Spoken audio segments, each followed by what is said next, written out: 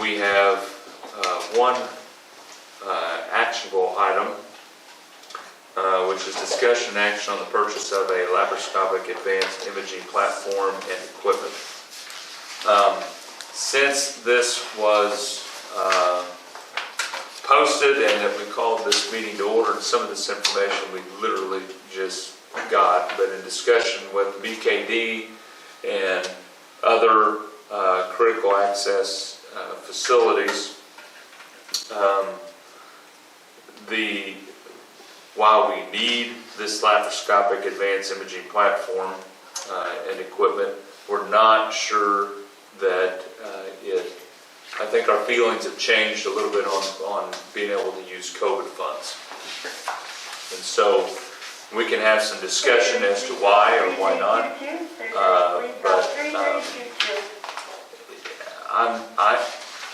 I'm of the mindset that we do not make this purchase today. I think it's one of those things that we come back maybe by our next board meeting, especially after finance can look and see what funds are available.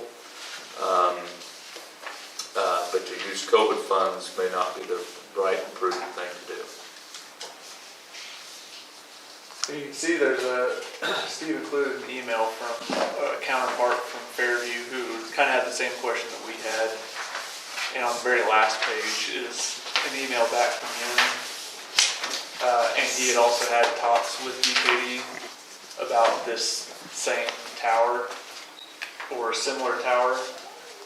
And kind of the advice that we've gotten late in the afternoon Friday was from the auditors was to be cautious of this. And so that's kind of what we've been talking about and why Jason's saying that now that getting more information, we're not really sure if this is a good idea. It's something that they said is kind of towing the line of being reimbursable or not reimbursable. So there's a good chance that if we did this, they could come back and say this wouldn't count, and then we'd need to find the funds to pay back HHS. Yeah. Well, we're not sure it's reimbursable. I agree. I don't think it's something we need to do right now. We need to hold off, and so we just need a motion to table.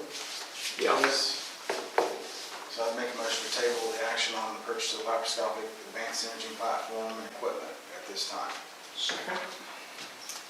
I have a motion by Jay Randall, second by Dr. Brown, to table any action on the purchase of a laparoscopic advanced imaging platform and equipment. Roll call vote, please. Gaspard, Yes. Bowman, Yes. Randalls, Yes. Brown. Yes. Okay. I know Steve printed out where we're at. We have a few days here. Maybe you want to say something, Steve, in regards, but there's no action on this. It's just to tell you that we have to use those funds up by the end of the month. I've been updating the board every month. I've handed out a printout similar to this that shows kind of where we're at with our stimulus funding. This one, I'm just limiting the discussion to the Health and Human Services CARE Act stimulus funds that we received. Those first set of columns that say total for all funds, you'll notice the first line is HHS, that $3,473,000. That's the portion of that original general grant that they made that we allocated to the hospital. Part of that got allocated to the nursing home. We're not going to talk about that today. The other two lines there, OSU Office of Rural Health, Oklahoma Hospital Association, I'm reporting to them, getting them information, pretty well done with the Office of Rural Health. Now I'm working with OHA and getting Office of Rural Health some more information. So that's ongoing, but what we're looking at today is just the HHS funding. Loss of revenue, that's something we're going to be looking at in more detail. Hopefully be able to uncover some more revenue that was lost because of COVID that we can recapture. As I've told you in the past, that next section, operating expenses other than payroll, That's the weekly expenses we've had that were COVID related that we've reimbursed the hospital for out of the stimulus funds. And you can see at the hospital, we're talking about $820,000 at this point. Next section is payroll expenses for direct COVID wages.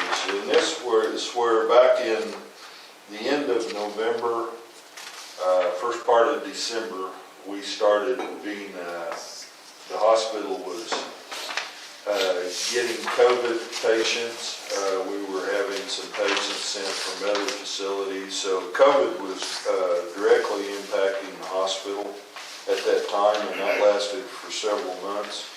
During that time, we paid some COVID back pay for what had already happened, and then we also gave a temporary increase in wages as long as COVID was in the facility and we were dealing directly with it. Thankfully, that pretty much came to an end the first part of March, and we haven't seen a lot of COVID in the hospital since then. Indirect expenses, the next section. This is an area that we're going to be concentrating on the next 2 or 3 months, in that we're going to go back and scour through expenses we had. We know we haven't allocated a lot of the wages that have been paid to administration. We haven't allocated any of that to COVID. In other words, my wages, which most of my work since I've been here has been directed towards COVID and how we deal with these funds. We haven't allocated any of my wages yet. So we're going to be looking at that. We're going to be coming up with a lot of expenses. I've kind of estimated what those may be. That's a pretty, very much a ballpark figure, a big ballpark. So that figure is subject to change, but we will be looking at that. Capital expenses, there's pretty much a listing of everything through today that we have paid for that we have called COVID-related expenses. And it's kind of scary because we're looking at, in the second set of columns, $1.139 million worth of capital assets. But that's, we're going to be looking at those more, fleshing that out, getting more information about those capital purchases to where we can feel really good about going to Health and Human Services with those. That next section down that says cost of COVID-19 testing recovered from third parties. What this is, we included the cost of the testing up above in operating expenses when we paid for those tests. But we would bill those tests to third-party payers like insurance companies, Medicare, Medicaid, and they paid us a certain amount depending on the situation with the patient. So we can't pick that amount up again. We've already been reimbursed by stimulus funds, so we have to reduce the stimulus funds that we have reimbursed ourselves with for COVID testing. We have to reduce those by what insurance paid us, so we are not double dipping, not receiving a payment for the same thing from 2 different sources. So that's a negative adjustment. That will be changing also as we go through records. We'll be working on that over the next 3-month period. And the reason I'm saying 3 months, all this has to be reported to Health and Human Services by the end of September. All the expenditures through the end of June.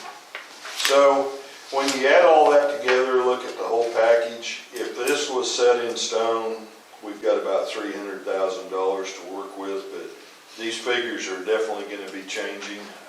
That allows us some money to be left when we're going to have to repay some of these funds, which I'm sure is going to happen as this thing works itself out. We're still far from receiving all the guidance we need. We hope that will be coming up soon. At least HHS seems to have this back on their radar and is starting to deal with it, where up till now, we haven't heard much from them. So that's kind of where we're at. Can I answer any questions on any of that? Is what it is. Any questions? Is this money collected or expected to be collected on the right-hand column? The top part up there, we have that money, the $3,473,000. We got that early on back in April of last year. And it just showed up one day in our checking account. You can imagine if you went to the bank and you said, hey, I'd like to print out of my checking account, and it had $3.5 million in it, you had no idea what it was. That's basically what happened. Then they came out and said, okay, this is what we've done. We've given you this money. We don't know how you're going to be able to spend it, but we'll figure that out later. So they gave us the money without any real directions on how it could be spent. But the intent of that was that that money could reimburse the cost of COVID, how it has affected our hospital and nursing home. Okay. Everything else is what we have paid out, except for the lost revenue part. All the rest of that is expenses we've had that were COVID-related expenses that we're going to ask be reimbursed from those COVID funds. And in theory, if it was a perfect world, they would offset each other and we'd end up with zero money at the end yet to be used, and we wouldn't have to pay any back. But unfortunately, as they're starting to tell us how we can use these funds, we're That's running into changed some issues. Well, and that's what,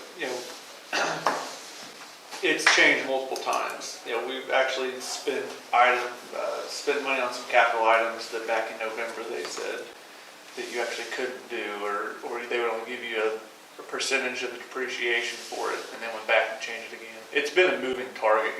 We're spending the money with the guidance that we're given, but then tomorrow they can come out and actually say, oh, you can't actually give wages for COVID, and then everything we spend, we've already spent. So it's interesting.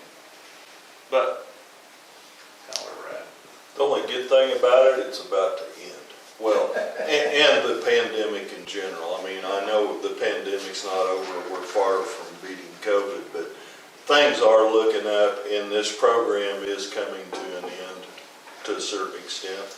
Now, there's going to be additional funds that were received after June 30th of last year that we're going to have to account for in the future. But this is the majority, and this is the money we got from Health and Human Services. We've got some other funds later in the year that we'll be accounting for, but this is what we're dealing with right